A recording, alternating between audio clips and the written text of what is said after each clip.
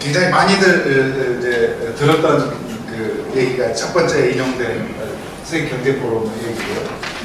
또 다른 한편의 얘기가 이제 두 번째 있는 얘기가 있습니다. 이제 사실은 기술 발달에 따라서 초래될 수 있는 상황에 관해서 전망이나 우려 차원이 이렇게 굉장히 차이가 난다는 걸 알고 있습니다. 그러니까 첫 번째는 뭐 일자리 문제라거나 경제 문제라거나 이런 것이고, 사실은 두 번째 우려 같은 경우에는 우리가 좀 더 철학적이고 사실은 인간이란 무엇이고 또 사회가 어떻게 이렇게 조직되어야 되고 이런 차원까지를 사실은 포함하는 얘기고 그렇습니다. 그런데 오늘 이제 얘기는 당연히 이제 첫 번째 그 일자리나 경제에 관한 얘기에 집중을 하도록 하겠습니다. 제가 이제 부탁을 받고 가장 최근에 관련된 얘기를 한 그 기사를 좀 찾아봤더니 무지하게 많죠. 그런데 이제 일론 머스크가 자기 사실은 재산과 일생을 걸고 이제 뭔가 이제 베팅을 하고 있는데 그런 사람이 또 한 얘기도 사실은 아까 세계경제포럼에서 한 그 우려하고 크게 다르지 않습니다. 그런데 우리들이 과연 이 얘기를 그대로 받아들이고 근데 정책을 하든 아니면 자녀 교육을 하든 우리가 어떤 의견을 내든 그대로 받아들이고 하는 게 과연 타당한가 이런 질문을 한번 해볼 필요가 있을 것 같습니다. 그래서 오늘 이제 제 발표를 들으시거나 토론 기회를 좀 주셨으면 저는 좋겠는데요. 이게 이제 이 전 슬라이드에서는 우려를 얘기를 했다면 조금 낙관적인 얘기도 이렇게 하고 있습니다. 사실은 이런 자동화되고 기술 발달이 사람들한테 좀 더 이렇게 여가 시간을 더 많이 확보해 줄 것, 이런 얘기도 하고 있어요. 그래서 이 두 개가 양립 가능한 얘기인지 아니면은 사실 우리가 우려해야 되는 거는 좀 다른 부분에 있는 것인지를 보도록 하겠습니다. 이거는 그 아카데믹한 그 사회에서 지금 기술 진보와 일자리에 관해서 얘기를 하는 사람은 다들 한 번씩 인용하는 워킹 페이퍼에서 가져온 그림입니다. 동일한 작업을 저희 연구원에 김세훈 박사가 작년에 하기도 했고요. 그런데 이게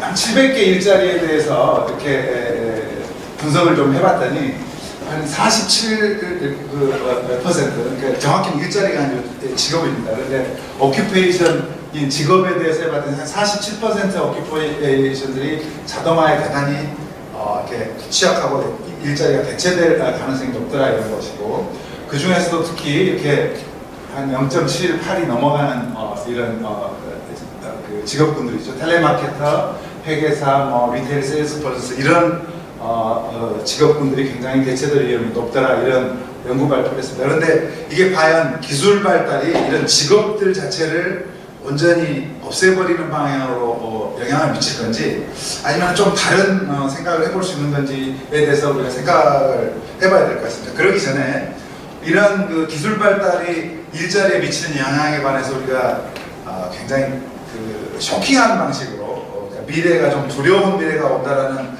방식으로 담론들이 많이 전개되어 왔기 때문에 우리가 사고실험을 한번 해보도록 하겠습니다.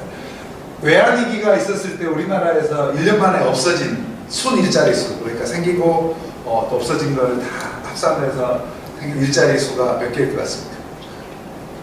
그 다음에 세계경제 포럼이 2020년까지 710만 개 없어지고 200만 개가 생겨서 한 500만 개가 순수하게 없어진다고 그랬는데, 그때 우리나라에서 OECD 국가니까 15개 국가만 평균으로 하더라도 거기에서 없어질 게 얼마일 것 같습니다. 잠시 생각을 해보시고 답을 제가 계산해 보겠습니다. 1년 동안에 127만 명이 순수하게, 그러니까 취업자 수가 줄었습니다. 당시. 그런데 이 다음 그림을 보시면 알겠지만 OECD 15개 국가, 그러니까 취업자 수 기준으로 15개 국가를 이렇게 보면 우리나라가 8번째 위치하고 있고요. 2014년도 기준이니까 한 2,500만 명 정도 취업자에서 이 비례적으로 한 아까 0.98%죠. 그래서 이거의 0.98% 500만 명을 계산하면 한 25만 명 남짓이 우리나라에서 없어질 거예요. 근데 5년 동안에 25만 명 없어지는 건 그렇게 쇼킹한 일이 아니에요, 사실. 그러니까 우리가 어떻게 보면 충분히 수습도 가능하고, 그러니까 설사 저 예언이 맞더라도 그렇습니다. 그런데 이게 6%하고 0.98%고 1년 만에 일어난 일이고 5년 만에 일어난 일입니다. 우리가 진짜로 걱정해야 되는 거는 사실은, 그러니까 아까 25만 개가 5년 동안에 없어지는 것 자체도 사실은 의심을 한번 해봐야 됩니다. 왜 그러냐면 64년부터 지금 15년까지 취업자 수 증가율입니다. 한 번도 한 번이군요. 이게 외환위기 때를 제외하고는 한 번도 마이너스로 내려간 적이 없어요. 그런데 이게 50년 동안 일했는데 지금 기술 발달이 된다 그래서 일자리가 없어지겠습니까? 그래서 일자리가 없어진다는 거에 의해서 말을 그대로 받아들이기보다는 좀 다른 의미로 받아들이겠다라고 생각하는 게 제 오늘의 주장의 일부고요. 다른 하나 또 걱정해야 될 거는 이 일자리가 없어져가지고 그 마이너스로 간다 이런 것보다는 지금 보십시오. 그 60년대하고 80년대까지만 해도 뭔가 이렇게 진동을 하고 있더라도 이 생산성 증가율이 꽤 높은 수준에 있습니다. 그런데 여기서부터 세더라도 90년대부터는 일직선으로 사실 생산성 증가율이 낮아지거든요. 그래서 이게 더 큰일이다. 왜냐면 한국에서 생산성 증가율이 높았던 때는 사실은 일자리도 그렇게 크게 걱정하지 않아도 될 만큼 이렇게 유지되었던 시기예요.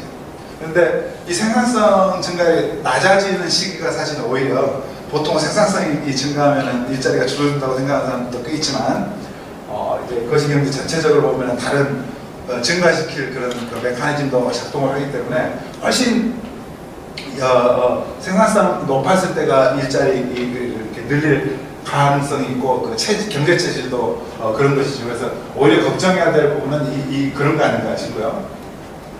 그래서 이제 이런 문제 제기들이 있을 때 우리가 생각을 가다듬고 조금 논리적으로 일관성을 갖추기 위해서 생각해봐야 될 단어들을 제가 한번 나열해봤습니다.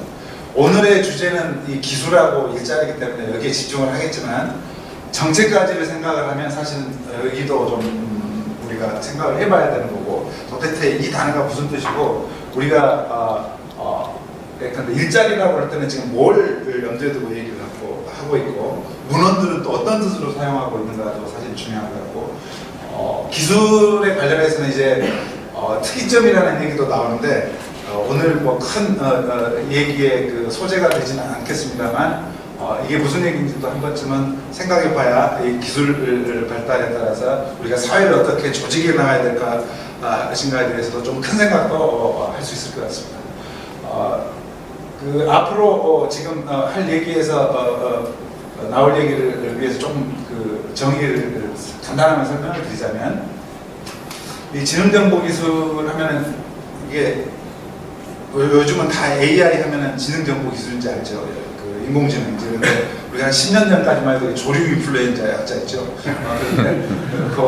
이게 요새 또 사물 인터넷, 클라우드, 빅데이터 합쳐가지고 또 모바일 합쳐가지고 뭐 ICBM 이런 사람도 있습니다. 그러면 대륙간 탄도탄이 아니고 이거 두 문자들 따가지고 하는 얘기입니다. 그래서 그런 기술이 그냥 컴퓨터하고 어떻게 다른지에 대해서 우리가 좀 이해를 해야 되고 일자리도 사실은 많은 사람이 이게 영어에서는 이 job이 어떤 때 보면은 이 업무, 직무 이런 뜻으로 사용될 때도 있습니다. 그 다음에 employment의 뜻으로 사용될 때도 있습니다. 그래서 우리가 조금은 이렇게 염두에 두고 좀 봐야 되는 그런 부분이 있고요. 그 다음에 기업 조직이라든지 생산 조직이라든지 이럴 때도 이게 work organization을 얘기할 때가 꽤 많습니다. 그 200년 전, 150년 전에 이제 전기기관, 전기로 동력을 사용하는 기계들 발명되었을 때 그거 자체가 생산성을 높여준 건 아닙니다. 그러니까 사람들이 일하는 방식, 그러니까 공장제도가 어떻게 탄생했는지를 보면 그것이 갖춰졌을 때 생산성이 올라가는 것이거든요. 그래서 그냥 기술 진보, 기술 발달이 있다고 해서 그 일자리가 없어지거나 바로 생산성이 올라가거나 절대 그렇지 않습니다. 사실은 뭐 이렇게 생산성 역설이라고 해서 정보통신 기술을 많이 투입을 하고 투자를 했지만 생산성이 안 올라가는 뭐 이런 경험들에 대해서 많은 논쟁도 있고 그렇다시피. 그래서 이제 용어를 간단히 살펴보고 지나가겠습니다. 인공지능 할 때 인공은 뭐냐? 그 다음에 지능이라는 게 뭐냐? 인공이라는 거는 사람이 안 하는 거라는 뜻이죠. 그 다음에 지능이라는 일은 사실은 그냥 제가 보기에 다른 사람들의 얘기를 종합해 볼 때 이런 얘기인 것 같아요.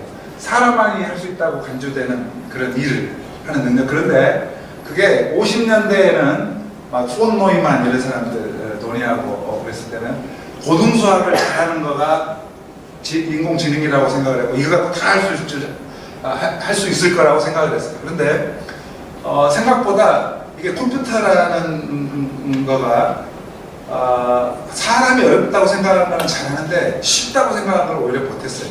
예컨대 이런 겁니다. 고양이하고 개를 구분하는 거. 이거 굉장히 최근의 일이에요. 그러니까 고등수학을 잘하는 거 그건 뭐 하면은 그건 사람이 못하는 거니까 그거 하면 세상 문제를 다 풀 줄로 생각을 했었죠. 그런데 그러지 않았죠.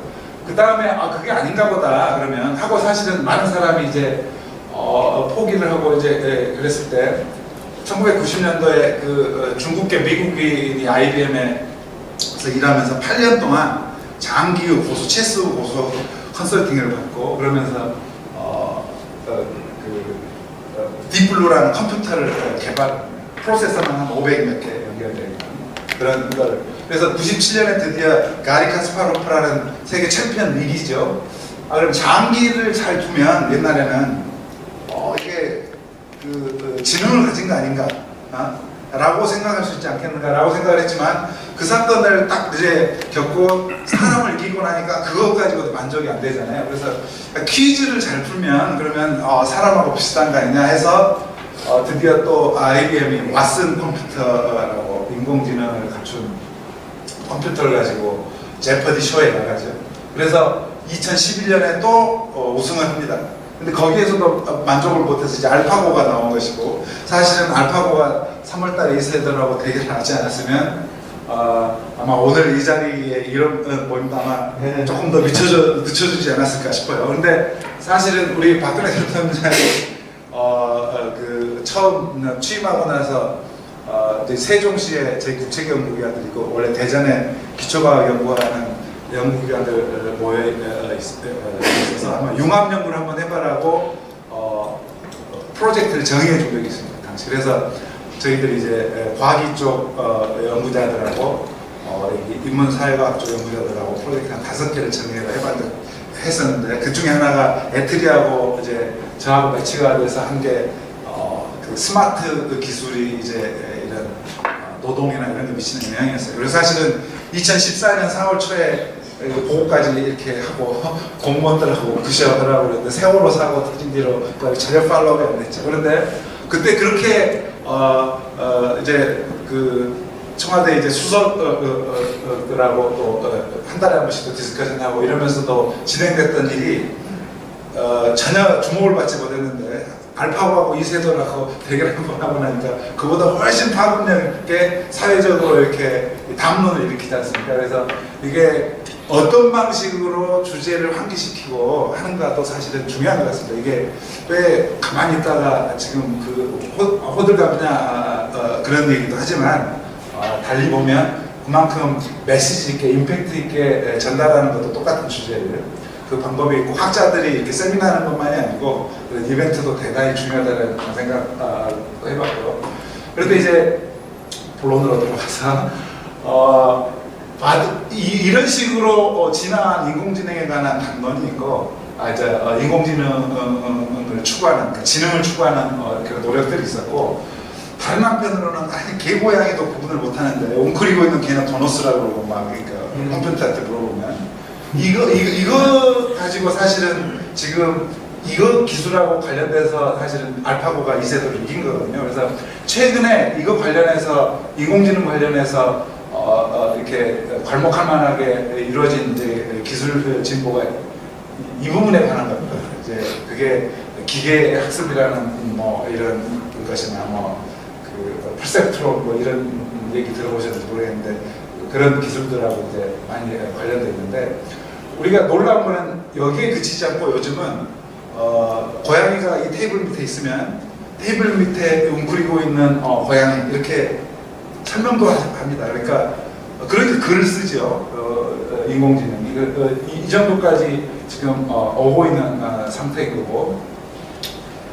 이제 인공지능이라는 게 뭐냐 그랬을 때 그냥 여러 가지 이제 그 전문가들이 다른 방식으로 자기의 그 연구에 따라서 쓰긴 합니다만 저희들한테는 그냥 이렇게 이해를 하고 있으면 전 좋을 것 같다는 생각인데요.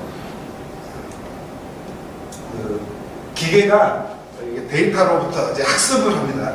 그래서 이 데이터가 사실은 빅데이터 그럴 때 양이 큰 데이터라는 의미도 있지만 사실은 기계가 학습할 재료로 삼을 데이터들이 사실 빅데이터입니다.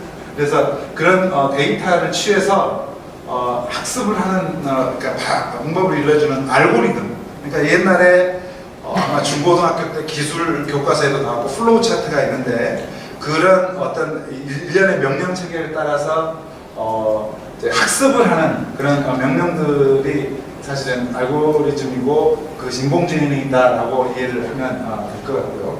아까 싱귤레리티 얘기는 이제 인간 능력을 넘어서서 진화하는 이 AI가 뭐 이런 시점을 기준으로 들어온 개념으로 이해를 하고 있으면 될 것 같습니다.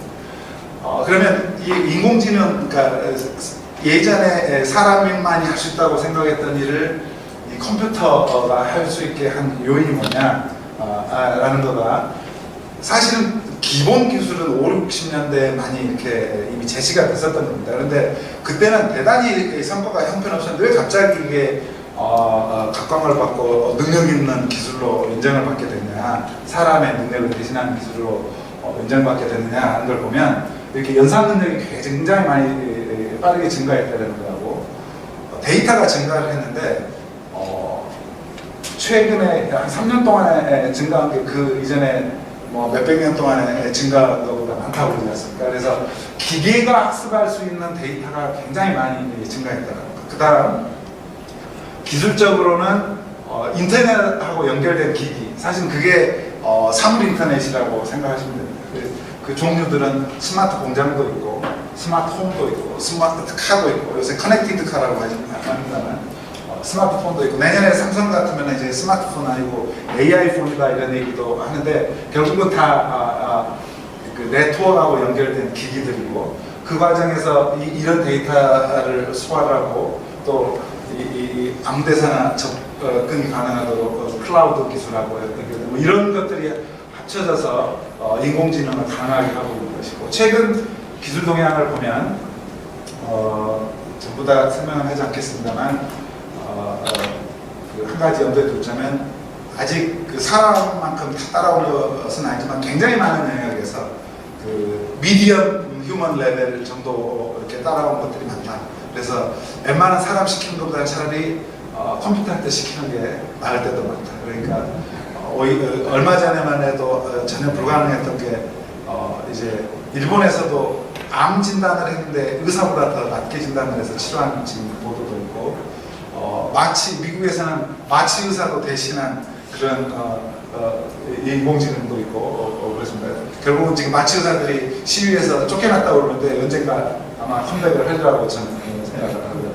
로봇공학은 어느 정도 수준이냐 하면 우리가 이렇게 잘하는 팔 올리고 걷고 이런 걸 잘 못하고 근데 센서들이 굉장히 많이 이렇게 싸지고 여러 종류 센서들이 존재하기 때문에 그거하고 상호작용하면서 아까 그 데이터 기술이나 네트워크하고 상호 기반이 되어가지고 또 로봇이 상호작용하면서 할 수 있는 일이 꽤 사람처럼 할 수 있는 일이 늘어나고 있는데 이 CNN은 방송이 아니고 컨볼루셔널 뉴럴 이런 것이어서 그 신경망 얘기하는 거예요. 그래서 그런 신경망 프로그래밍이나 이런 걸 통해서 사람이 보는 능력이 있죠. 근데 로봇도 지금 보는 능력이 굉장히 이제 진화한 상태고요.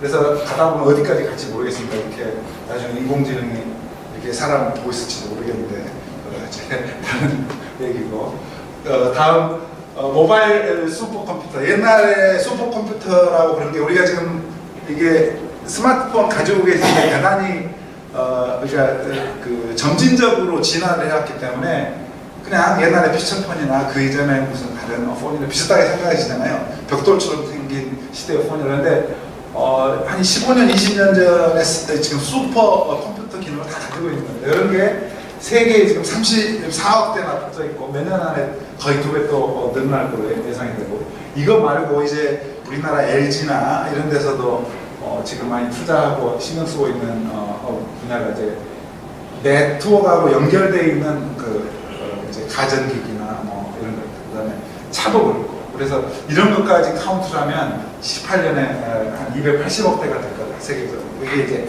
에릭슨에서 예측한 바입니다. 그러면 기술 진보가 이제 그 일자리 없애는 아주 동인으로 블레임을 받고 있는데 그 근거들을 한번 다시는 보죠. 이게 왓슨이나 아까 말씀드렸던 왓슨 컴퓨터 이런 로스, 디스커버리 이런 AI들은 사실은 이런 고급 전문직 직무도 대신하고 있습니다. 그다음에 보스턴 로보틱스라는 회사에서 만든 덱스터 이거는 이제 컨베이어 벨트에다가 물건을 이렇게 사람은 가만히 앉아서 일하고 초기에 이렇게 물건 올려주는 그런 목적으로 개발됐는데 제가 3년 전에 그때 발표 한 2만 불 했어요. 근데 요즘은 아마 더 싸졌거나 엄청나게 같은 가격에 능력이 더 많거나 그러는데 중요한 게 얘는 학습을 시키면 학습을 합니다. 그래서 예컨대 집에서 어떤 노인네들한테 뭐 커피하고 토스트 끓여주는 거를 이렇게 할 수 있어요. 다시 조금 지나면 그래서 근데 이제 걷는 로봇은 아닙니다. 그러니까 기계로 아마 이렇게 움직여가지고 어떤 정해진 순서에 따라서 할 수 있겠죠. 그러니까 물 마시다가 갑자기 엎드려지면 얼른 와서 걸레를 훔치는 기능은 없어요. 근데 이런 공부할 학습 능력을 갖춘 로봇이라는 거고 너무나 잘 아시는 자율주행차. 또 이 자율주행차 보면은 우리나라는 뭐 나라가 조그만해서 그렇지만 미국 가보면은 호텔하고 레스토랑 많은데 트럭이 사람 운전이 아니고 혼자 다니면은 그거 다 없어져야 되잖아요. 그래서 이게 보통 일이 아니라고 또 하죠. 그래서 이런 걸 보면 이게 맞나 보다 정말. 근데 이제 경제학자들은 이제 이 지점에서 이 다음부터가 좀 생각이 달라집니다. 그러니까 기술이 이렇게 한다고 정말 저 일이 정말로 일어날까? 그러지 않을 가능성도 많다. 이제 그래서 경제학자들은 별로 글을 많이 안 쓰는 것 같고요. 지금 일자리 없애는 기술에 관해서 이제 경영하시는 분, 엔지니어 이런 분들이 쓴 책이 시중에 대부분인 것 같습니다. 그래서 이게 정말로 일어날 것처럼 생각이 되고 뭐 다른 예도 있죠. 그러니까 물류창고에서 일하는 사람도 지금 아마존 같은 경우는 많이 고용하고 있는데 그 3분의 2가 다 이게 로봇이라고 있고 들어오는 거 마찬가지고. 그래서 역사적으로 보면 경제학자들이 얘기를 하죠. 아니 기술 진보는 일자리를 늘려왔다. 근데 이제 브린졸프스라는 양반이 원래 오리지널하게 경제학자로 출발하지 않았어요. 그 제2 기계시대 쓰신. 근데 이제 경영학자의 경제학적인 이슈를 사실은 그 양반 작업을 그대로 제가 한국에도 실전 연구도 해본 적도 있는데 그래서 그런지 유일하게 경제하고 친한 사람 중에서 그런 사람들도 이번에는 뭔가 좀 다른 것 같다. 옛날에 있었던 기술 발달하고 달리 이번에는 이게 사람 일자리 많이 파괴할 것 같다. 뭐 이런 우려를 사실은 몇 년 전에 표명하는 그런 책도 썼죠.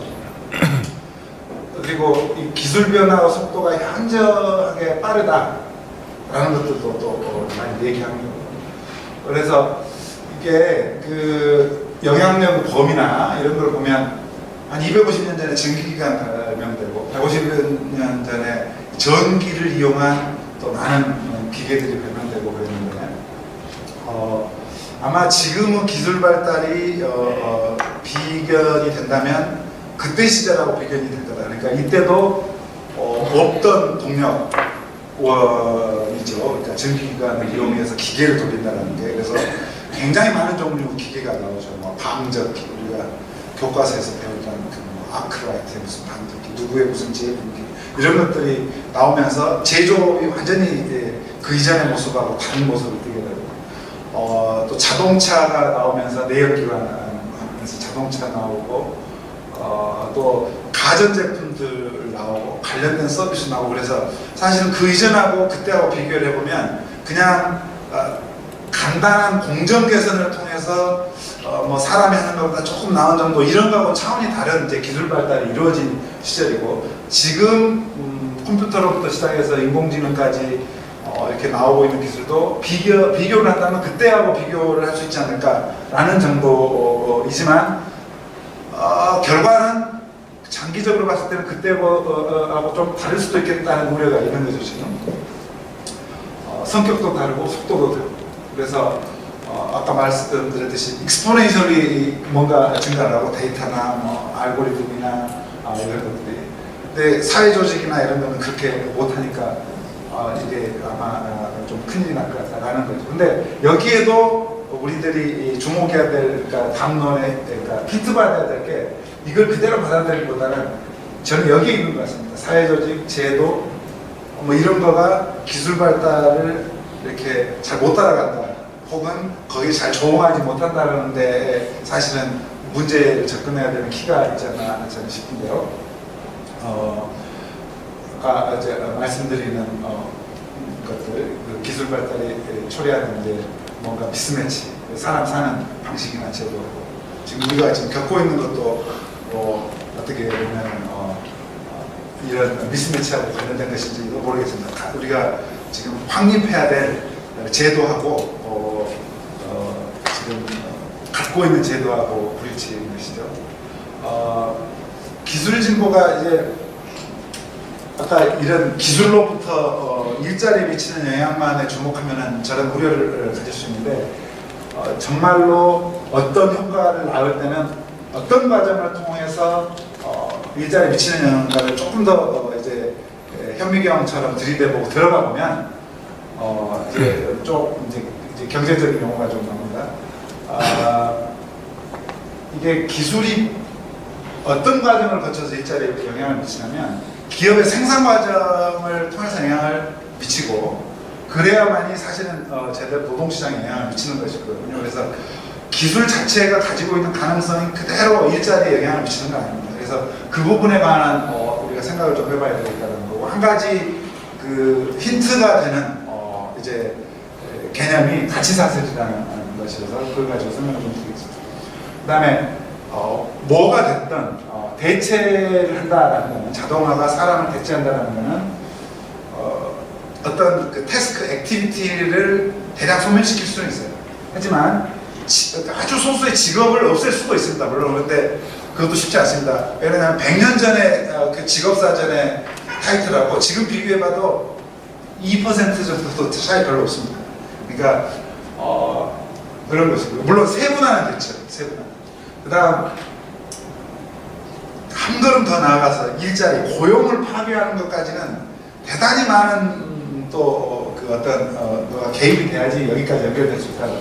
그래서 일반적으로 그렇고 AI라는 그 어떤 기술이 일자리, 고용에 미치는 영향도 이거하고 다르지 않다는 그러면 뭐에 의존하냐 일자리는 기술이 특정 일자리를 없애는 거 이거는 그 일자리가 가지고 있는 직무 제가 가지고 있는 직무는 사실은 컴퓨터로 분석도 하고 워드 프로세서로 타이핑도 하고 여기 와서 이렇게 강연도 하고 그 다음에 정부 자문도 하고 그 다음에 또 라이팅도 할 줄 알아야 되고 추론도 할 줄 알아야 되고 근데 이렇게 1년에 수십 가지 제가 가지고 있는 거를 전부 자동화할 수 있어야 제 일자리가 없어질 겁니다.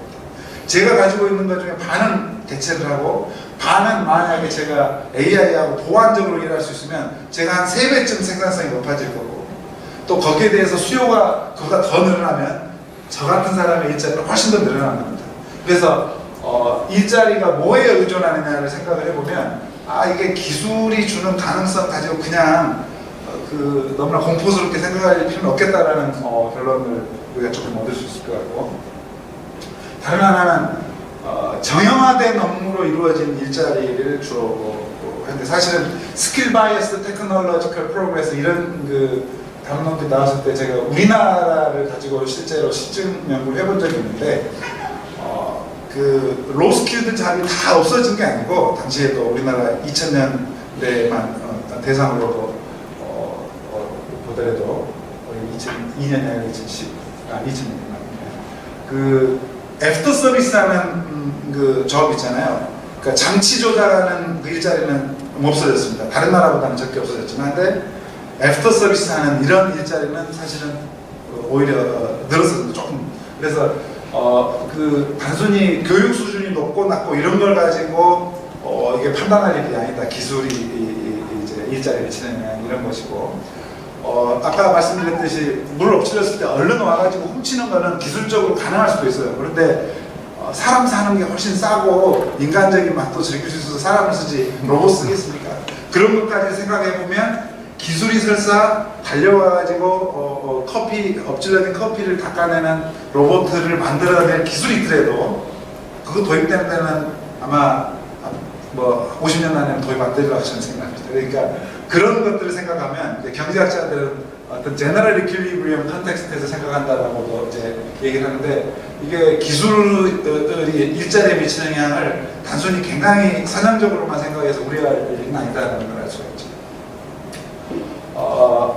디지털, 아까 이제 가치사슬 얘기를 하기로 했으니까 디지털이 어떻게 영향을 미치는가에 대해서 우리가 조금 생각을 해봐야 되는데, 아까 클라우드 얘기를 잠깐 했죠. 그 AI가 어떤 식으로 일한다는 걸 말씀드리면서, 그래서 이게 옛날에, 그러니까 우리가 가지고 있는 지금 이게 스마트폰이라 그러면 배터리도 있고 카메라 렌즈도 있고 칩도 있고 어떤 그 마더보드를 이루는 데마다 어떤 모듈이 있을 거예요. 근데 이런 거 하나하나를 고리로 생각하면 그걸 생산하는 방식, 거기서 일어나는 부가가치 이런 것들을 이렇게 연결해 놓은데, 사실은 영업에서 판매하는 데까지 이게 이제 가치사슬인데, 각 부분에서 일어나는 일을 사실은 전부 디지털화해서 데이터화하고 클라우드에다가 올려서 어디 한 군데서 다 컨트롤하고 이럴 수 있는 세상이 된 게 지금 디지털화된 세상이라고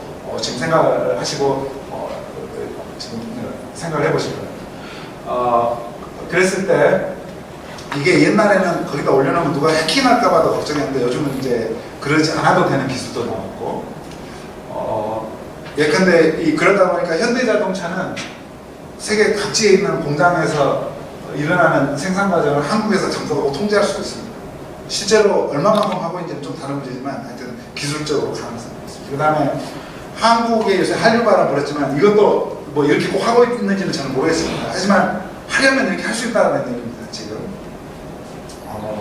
그리고 정말로 이게 옛날에는 매스 프로덕션을 했는데 많아지고 커지는 거가 문제가 아니고 그 볼륨이 서비스 생산 규모가 굉장히 유연해지고 이렇게 맞춤형으로 할 수도 있습니다. 이게 그 데이터, 아까 인공지능하고 데이터 정보하고 합치면 그런 거고요. 그래서 이게 옛날에는 예컨대 삼성이 핸드폰을 만들 때 반도체하고 뭐 한 2개 정도만, 그러니까 이게 액정 하나라고 거기 3개 정도만 이제 경쟁력을 가지고 다른 데서는 조금 약해도 예컨대 세계 최고 제품을 팔 수가 있었어요. 그런데 지금 이렇게 디지털화된 그런 가치사슬의 각 부분마다 컴포넌트마다 이렇게 해체돼 가지고 따로따로 그 부분의 왕자가 이렇게 생길 수 있게 된 시대에는 그래가지고는 안 되기 때문에 예컨대 샤오미가 삼성보다 훨씬 적은 직원으로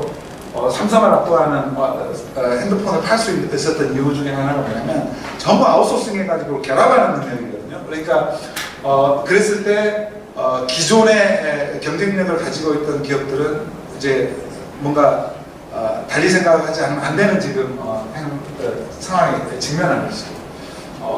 그래서 진입장벽도 낮춰지는 이제 디레귤레이션 바람도 불고 이런 것들이 결합을 해서 기술 개발하고 하다 보니까 이제 각 단계 하나하나에서 모두 경쟁력을 지니지 않으면 생존도 불가능해집니다. 그래서 옛날 같은 방식으로 비즈니스를 영위해서는 안 되는 이런 단계에 오게 되거든요. 이제 이게 뭐 산업 내에서 일어나는 변화라고 보셔도 되고 그냥 생산 현장에서 일어나는 변화라고 보십시오.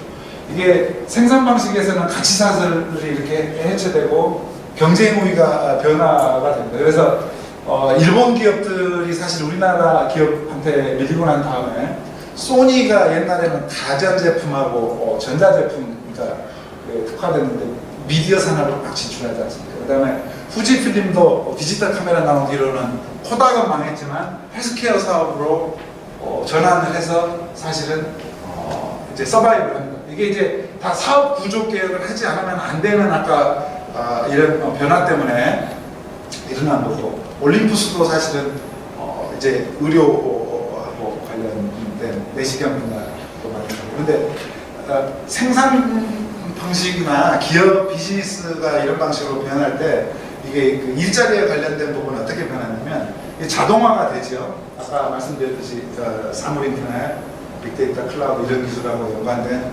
연산 능력, 이런 기술 발달하고 결합해서 그래서 직무 변화가 또 일어납니다. 그런데 원래 그 전기기관이나 이런 20세기 초에 테일러가 이렇게 동작 분석을 해가지고 새 기술에 맞는 작업 방식, 그 다음에 전기기관이 도입됐을 때는 옛날처럼 되는 게 아니라 공장, 그러니까 동력기관 중심으로 기계를 집중시켜가지고 작업하게 하는 방식, 이런 방식이 또 이제 그 기업 조직, 그러니까 그러니까 작업 조직을 변화시키는 이제 연구였고, 그거에 의해서 이제 변화를 시켜왔는데 이제 이 디지털 기술에 따른 이제 어떤 작업 방식은 뭔지 이거에 대해서 우리가 지금 확언은 할 수는 없지만, 그게 뭐 옛날에 테일러나 포드 컨베이어 벨트 시스템 같은 걸 도입하는 이런 것에서 힌트를 물론 받을 수는 있습니다. 하는데 뭔가 확실한 거는 인간하고 이 네트워크하고 어떻게 상호작용하면서 일하고, 인간하고 AI가 이식되어 있는 기계하고 상호작용하면서 일하고, 이런 거하고 관련돼서 변할 거라는 거예요, 작업 조직은. 그러면 그게 이제 기계가 가져온 직무 변화하고 관련되어 있고, 그거 자체가 직무 변화에 영향을 미칠 거고, 그래서 이런 거가 이제 한 산업이나 기업 단위에서 일어나는 변화라고 볼 수 있다면, 이게 산업 간에서 일어나는 이제 변화는 이게 소위 미디어 산업이나 전문 서비스, 사업 서비스 산업 같은 데서 굉장히 이런 컴퓨터 지각적이고 이런 일해 왔었는데, 이게 이제 그 사물 인터넷을 통해서 제조업에도 굉장히 확산되고, 아까 같은 그 조짐이 소위 말하는 플랫폼 이코노미를 통해서 노동집약적인 서비스 산업에 확산돼 가서 이게 이제 경제 전반적으로 사람 일자리를 변화시킬 요인들이 있다는 거죠. 그래서 이런 고리 속에서 어떤 변화가 일어나고 그게 노동 수요에 어떤 식으로 반영되는가에 따라서 정말로 일자리가 없어지고 안 없어지고와 내가 하는 일 방식이 어떻게 바뀔 건지가 결정되는 것이지, 단순히 기술이 어떤 가능성을 제시한다고 해서 그대로 실현되는 건 아닙니다. 그래서 전반적으로 보면 역사적으로도 이렇게 한번 보고 지금 동시대에 일어나고 있는 일도 이렇게 보면 기술 진보가 생산성을 증가시키지만 일자리를 없앤다라고 이렇게 말할 수는 없다는 거고요. 제가 너무나 한 페이지를 많이 넣었더니 우리 간사께서 두 슬라이드로 내셔가지고 이제 변화를 이렇게 예측을 해보면 예나 지금이나 관건은 사실은 요즘에 그러니까 일자리가 없어진다고 얘기하는 사람들이 쓴 책을 봐도 사실은 행간을 읽어보면 메시지가 이겁니다. 제가 보기에는 그러니까 일자리가 없어진다라는 메시지처럼 이렇게 전면에 나와서 이렇게 쇼킹하게 문제 제기를 하지만, 이게 거기에 조응하는, 그러니까 어댑터빌리티가 떨어진 기업과 사회와 나라는 아마 큰 일을 당하게 될 거라는 게 진짜 메시지지, 그러니까 기술이 전부 없애버릴 거다, 그럼 할 일이 없잖아요. 지금 사람이 원래 아무 일도 안 하고 가만히 있는 존재도 아니고, 그래서 그런 걸 생각해서 이거가 메시지고요. 그래서 이게 교사를 한번 생각을 해봐도, 이제 지식 전달자로서 교사는 그냥 AI한테 배우면 되니까 사실 필요 없어질 거예요. 근데 AI한테 배우는 학생하고, 그러니까 AI하고 학생하고 이렇게 상호작용을 할 때 멘토로서 역할을 하고 슈퍼바이저 역할을 해주고, 이런 거는 훨씬 늘어나야 되죠. 그러니까 은행에 쇼핑에서 ATM기 도입을 했을 때 텔러들이 다 없어질 거라고 했어요, 사실. 이제 없어지고 지금하고 똑같아요. 그 한 가지 직업만 생각하면 해보세요. 근데 텔러가 더 늘었어요. 근데 텔러가 하는 일이 달라졌습니다. 돈을 자꾸 이렇게 입출금하는 거가 메인 작업이 아니고 이제 그 금융상품 팔고 그 상담해주고 그게 이제 주된 업무로 이렇게 바뀌듯이 교사도 직업이 없어지는 게 아니고 저렇게 하는 일이 바뀔 거다라고 우리가 생각하는 게 합리적인 예상이고 그런 생각 속에서 제도 변화나 이런 것들을 준비해야 제대로 된 접근법이 나오는 것이지 없어진다더라. 저게 아까 텔레마케터부터 시작해가지고 텔레마케터도 아마 안 없어질 거예요.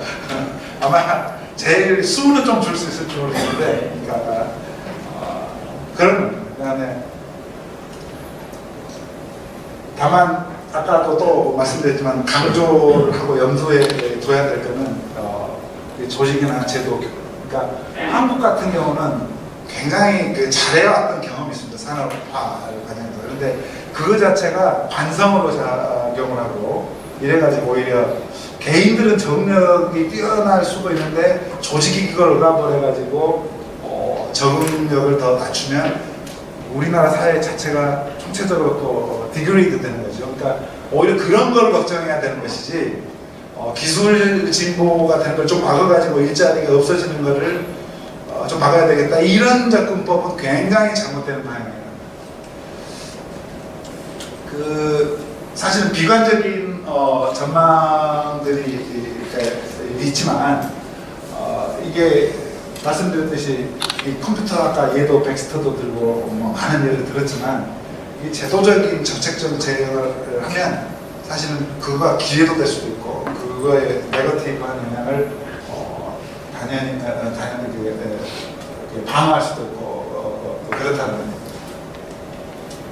자 그러면 조금 더 가서 너무 쇼킹하기만 한 거 말고 조금 더 우리한테 좀 설득력 있는 논문도 있어요.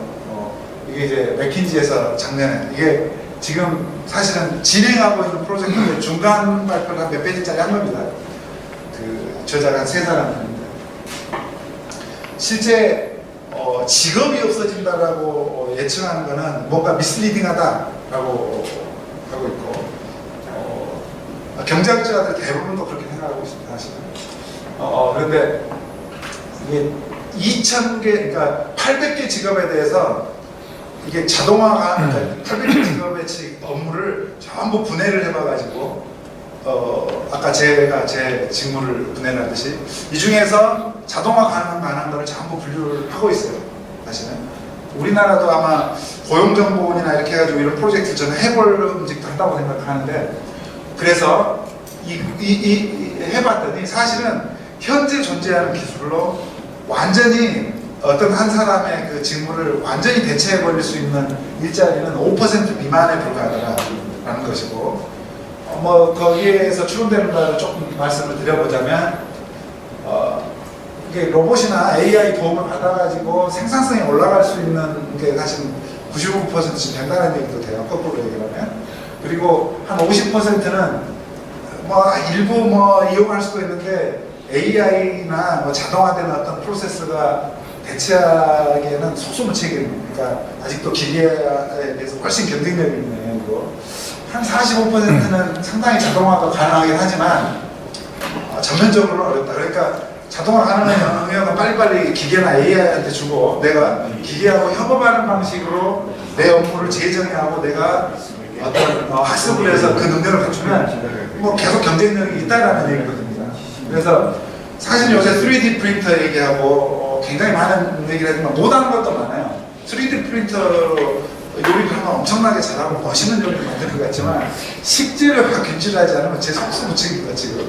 이런 것들. 그러니까 셰프가 없어질 수가 없고 그러니까 또 그런 기계가 나오면 그걸 더 능가해서 부가가치를 얻는 셰프가 나올 수도 있고 이런 거죠. 그래서 이게 사람이 이렇게 협업할 수 있는 영역이 지금 충분히 존재한다. AI나 이런 거죠.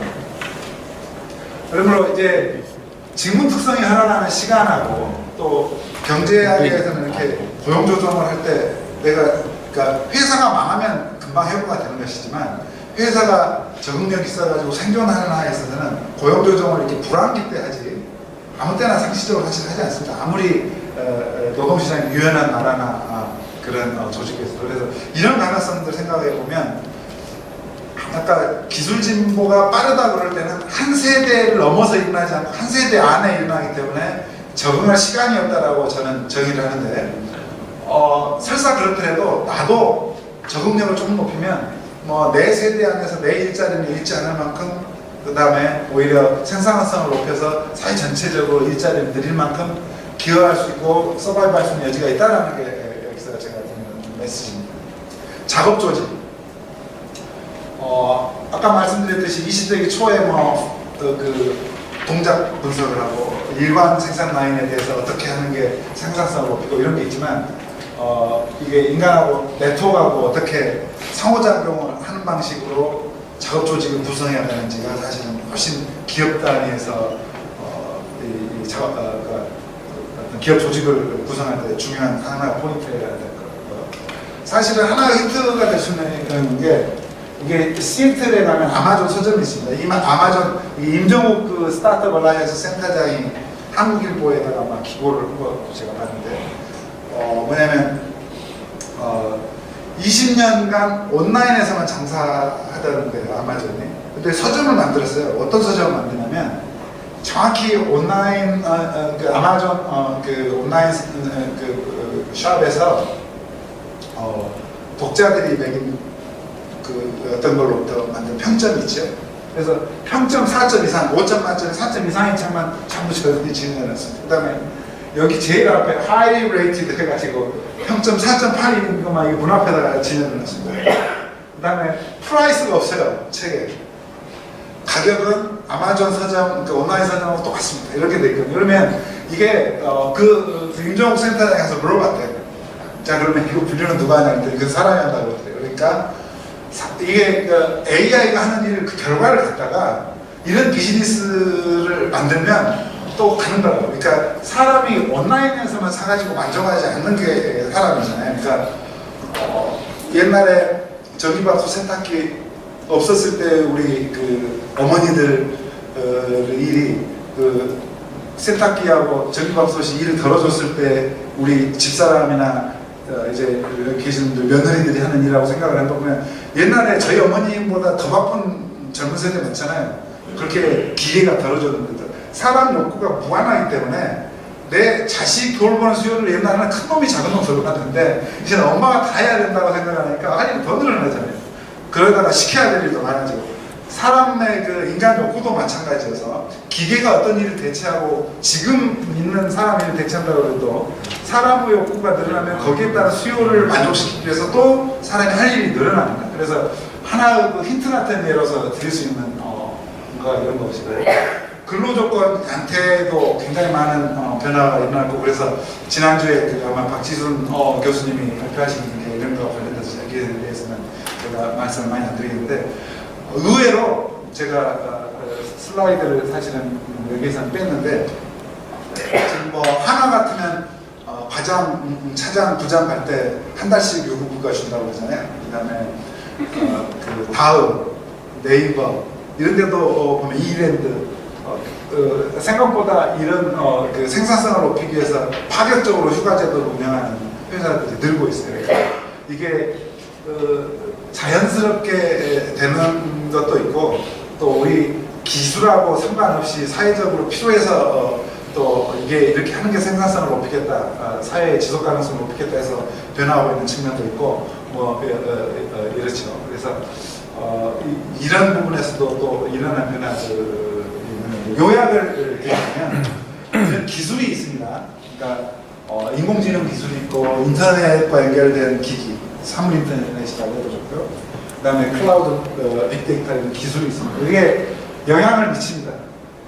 조립 재고 관리도 자동화하고, 운송도 자동화하고, 정보 처리, 분류, 검색도 자동화하고, 이게 기초 분석까지도, 집필까지도 그래서 자동화합니다. 그래서 단순히 저임금, 저수명 근로자 일을 대체하는 게 아니고 CEO 일자리, 업무 일자리가 아니고 업무까지 또 대체하는 이런 것이죠. 그런데 이게 직업에 미치는 변화가 어떻게 될까? 직업이 없어질 것 같습니까? 앞에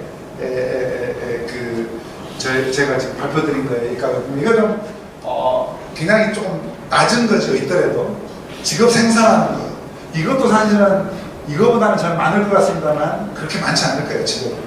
근데 직업 내 직무 변하는 거는 예컨대 10년 내, 20년 내 47%, 50% 일자리가 없어진다. 이거는 일자리가 아니고 내가 지금 하고 있는 태스크가 없어지고 다시 정의된다. 이렇게 받아들이는 게 제대로 된 예측이라고 저는 생각합니다. 그래서 고용도 대체되는 일자리, 그러니까 일자리 자체보다는 직무가 대체가 되는 것이기 때문에 이거 아마 적을 것 같고요. 창출된 일자리는 사실은 저는 이거보다 많으니까 지속적으로 고용 증가가 있으리라고 생각합니다.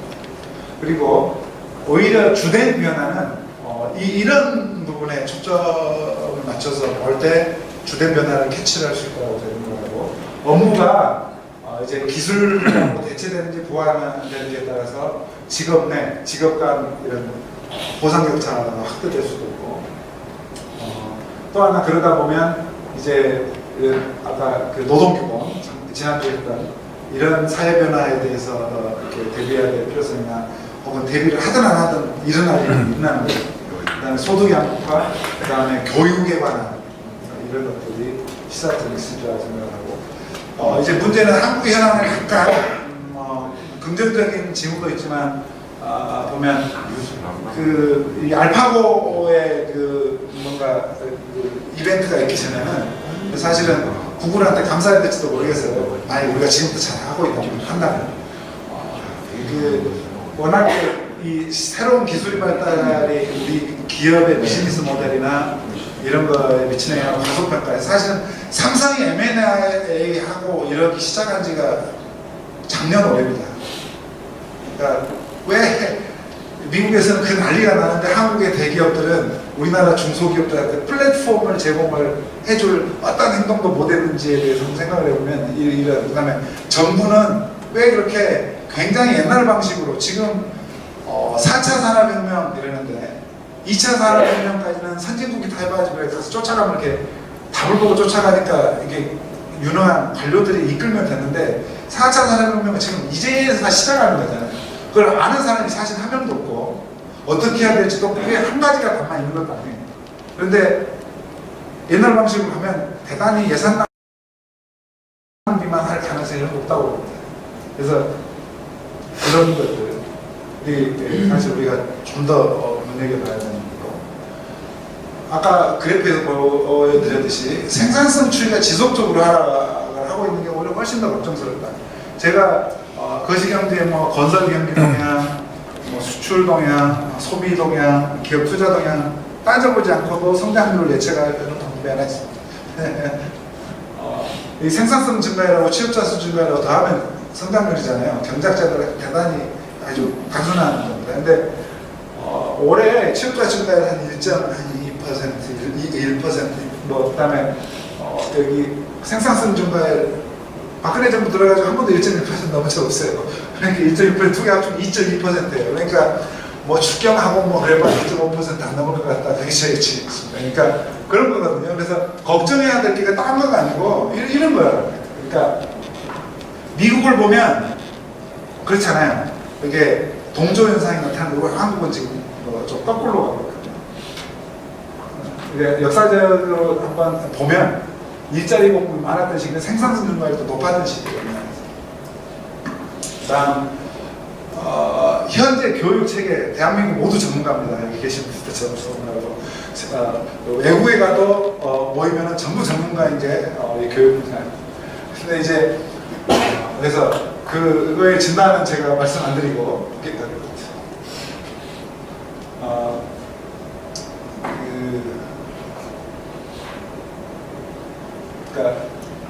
이게 적응지체인데 그러니까 뭘 어떻게 교육제도를 바꿔야 그러면은 되느냐는 제가 Q&A에 넣어놨어요. 한 가지. 우리 이조 박사님한테 청년층 노동시장에 대해서 화면을 받아 한 슬라이드 있다고 했는데 여기 본론에 넣고 Q&A에 넣어놨습니다. 그러니까 질문이 있으면 제가 여기에서 더 논의를 진행하고 안 그러면 거기까지 갈 거고 이제 대충 마무리를 드리겠습니다. 한국의 대기업들은 지능정보 기술을 활용한 국내 스타트업들한테 효과적으로 플랫폼을 제공해오지 못했습니다. 삼성은 작년 올해 초 약간 지금 20년 지나면 대한민국에서 지금 수출하고 있는 게 한 80%는 없어질 거라고 그러잖아요. 20년 안에. 그러면 한 20% 반도체나 이런 거 사려고 하고 봤더니만 지금 대기업들이 생산하고 있는 거는 전부 경쟁력이 없어져서 혹은 수요가 줄어들어서 축소된다. 그 다음에 지금 대기업들이 채용에서 고용하고 있는 근로자들은 지금 잘 만드는 걸 잘하는 사람들이잖아요. 그렇죠? 미래에 잘하는 네이버 다음 정도는 있을까? 그러면 또 여기에서 진화해가지고 기존에 다른 모델이 나올 수도 있고 문화산업 같은데 그런데 그런 것들에 대해서 사실은 이렇게 준비가 되어가고 있다라는 신호를 줄 만한 그런 일을 사실은 못했다. 그러니까 우리나라 대기업의 긍정적인 역할이 굉장히 있고 그렇습니다. 그러니까 독일하고 또 달리 그런데 그러지 못해왔다라는 그 진단이 좀 강한 또 오히려 우리나라 M&A 하는 데는 외국 벤처 캐피탈들이 더 그 이전부터 관심 갖고 있지 않나 싶고요. 그래서 이게 지금 삼성페이 화면 중에 하나입니다. 삼성이 루프페이 M&A에서 만든 삼성페이 이거는 중국 회사 있죠. 드론 회사 랜딩 클럽 크라우드 펀딩하고 이런 그다음에 휴거 이게 이제 이 정도가 지금 우리나라에서 겨우 이제 하나에서 최근에 움직임이 있는 거고 다 이런 것들은 우리가 할 수도 있고 그런 건데 이게 우리나라의 어떤 규제제도 특성상 대단히 스타트업들이 그러니까 포지티브 시스템 규제 특성상 뭔가 좀 해보기가 힘든데 대기업들이 함께 했으면 좀 할 수 있는 일이 꽤 있었어요. 제가 보기에는. 근데 그러지 못해왔다라는 거가 제 진단이고 그렇습니다. 질문 있으면 하시고요. 시간이 조금 남아서 제가 한 2 슬라이드 정도 더 드리겠습니다. 네, 이상입니다. 고맙습니다.